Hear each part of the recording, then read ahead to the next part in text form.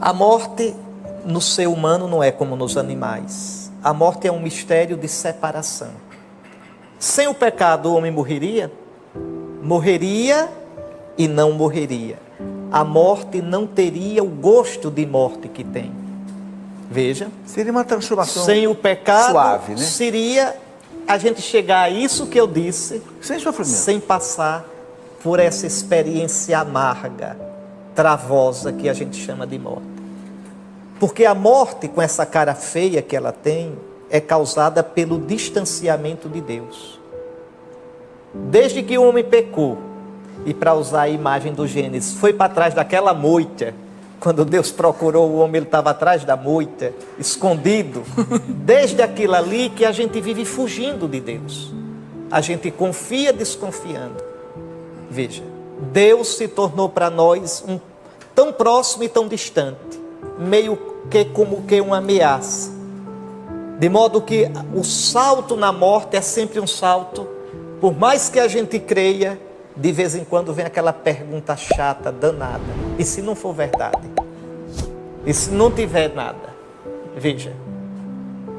Por quê? Porque o homem com o pecado fechou-se para Deus. Isso está na gente. O santo não tinha medo de morrer, né? Aí é que está. Veja bem, vou entrar nisso agora. A morte é primeiramente um mistério de separação. Separação da alma e do corpo. Separação desse mundo. Separação da minha vida, o que eu amei, o que eu construí, o que eu fiz. Separação das pessoas que eu amo. Separação dos meus planos. A morte é danada. Não pergunto se eu tenho um compromisso no outro dia, se tinha alguém me esperando. Nada. Não respeita nada, ninguém.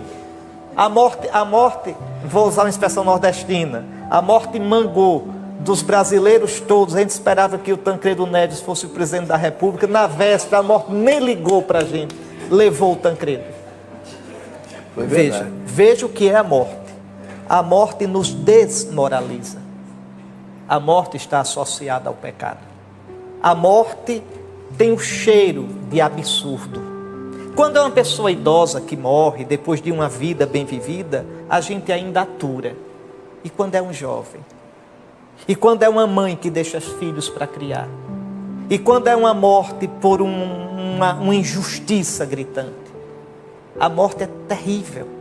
É terrível. A morte não é bonita. Agora, atenção. O homem não morre como os animais morrem. Os animais não sabem que vivem, também não sabem que morrem. Só o bicho homem, você sabe que vive. E você diz, como é bom viver. E só o homem sabe que vai morrer. Isso quer dizer que o homem é o único bicho que tem que dar um sentido à morte dele.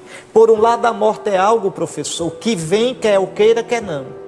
Por outro lado, eu tenho que dar um sentido. Eu posso morrer como um derrotado, eu posso morrer angustiado, eu posso morrer praguejando, ou eu posso fazer da minha morte o melhor momento da minha vida.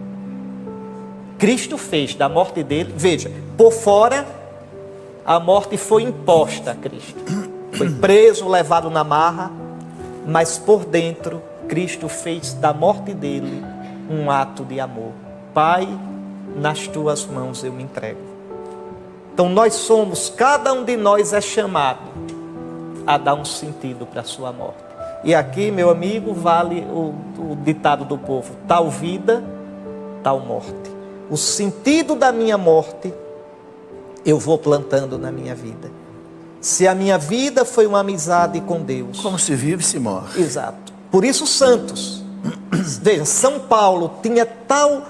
Ele que disse, para mim viver é Cristo. O que era morrer para São Paulo? Está em Filipenses 1. O meu desejo é partir para estar com Cristo.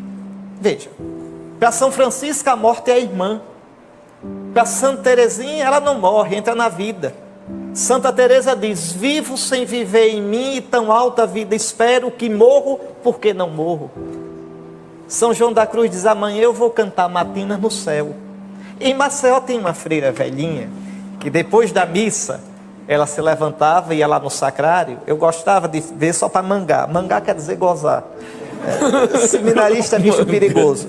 Aí eu ficava olhando, a freira ia, já velhinha, chegava no sacrário, alisava assim, fazia: homem, me leve.